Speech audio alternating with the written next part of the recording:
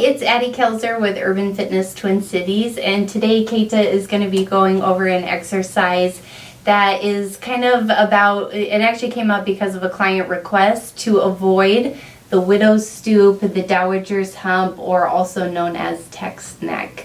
So we're just getting on into better posture by strengthening some of the posture muscles that get forgotten or get stretched out and therefore become weak over time.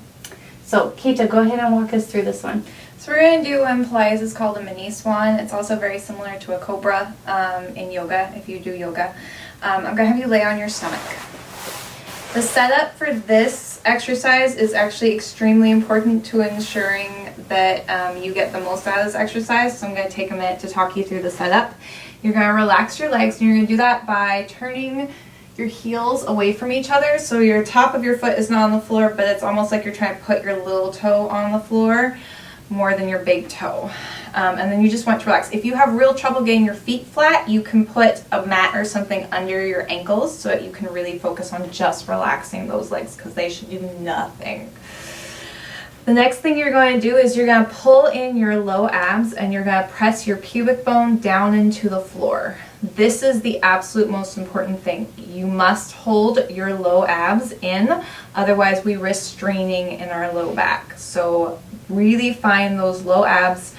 Most people find it hard to pull them in on the floor, so if you think about dropping your tailbone away from your upper spine or reaching it to the wall behind you and pressing your pubic bone into the floor, that will help pull those low abs in, especially if you're having trouble feeling them.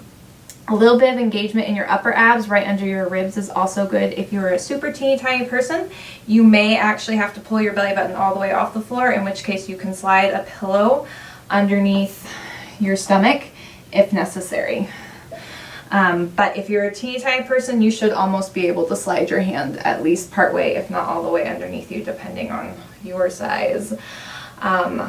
Addie has lined up her hands just right there, right underneath her shoulders, so the tops of the fingertips are in line with the tops of the shoulders, and her elbows are into her side. Most of the time what we do when we do this exercise is we use our shoulders to get us up. Don't use your shoulders. You're going to pull your shoulders back and open by reaching those elbows back towards your heels, and they're going to continue to reach back towards your heels, keeping those low abs in. I'm going to have Addie bend just underneath her shoulder blades. So think about pressing your sternum up off the mat slightly, and you're going to bend just underneath the shoulder blades.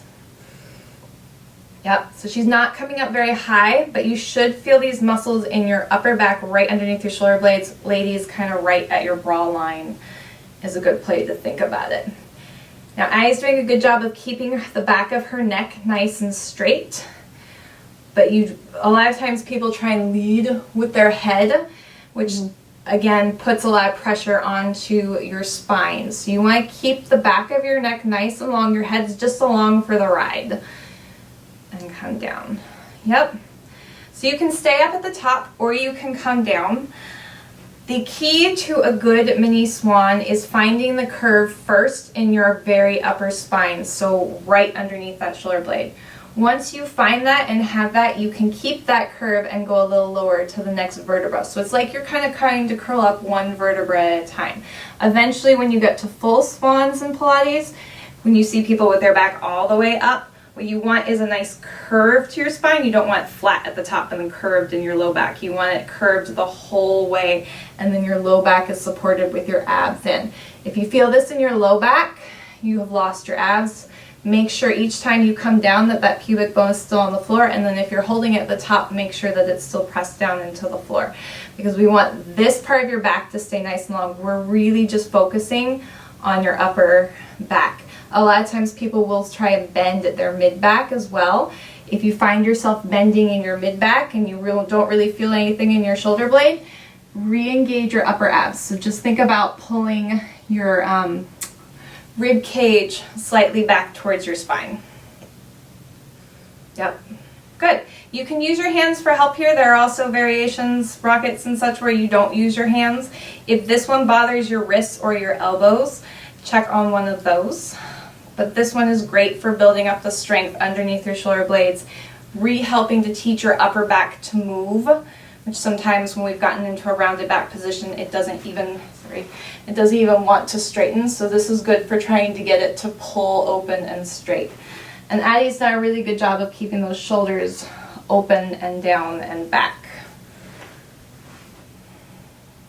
Yeah, and I think you said it, the important part is not coming up from here. Yep. Into the low back. I mean, my belly is just laying on the mat here. There's nothing active in my belly protecting my low back. Yep. And then the problem is what you've done is you've crushed your vertebra together and they're kind of pushing on each other versus this way you keep your spine long. Another good tip is to think about lengthening through the top of your head as you come up. So you don't want to go back in a straight line because that tends to make us collapse everything in the middle. But you want to keep your back long, and it's almost like you're trying to touch whatever wall is out to the top of your head. You're trying to reach to that wall as you come up. So you're moving in an arc instead of in a straight line. That's good for across that upper back. Yep. So all upper back here, not low back. Scapular stabilization, straightening out your back. It's good for all of it. Strengthening in the back of my neck. Yep. Okay, great. Thank you so much. Hope you enjoyed the video, and don't forget to hold your abs.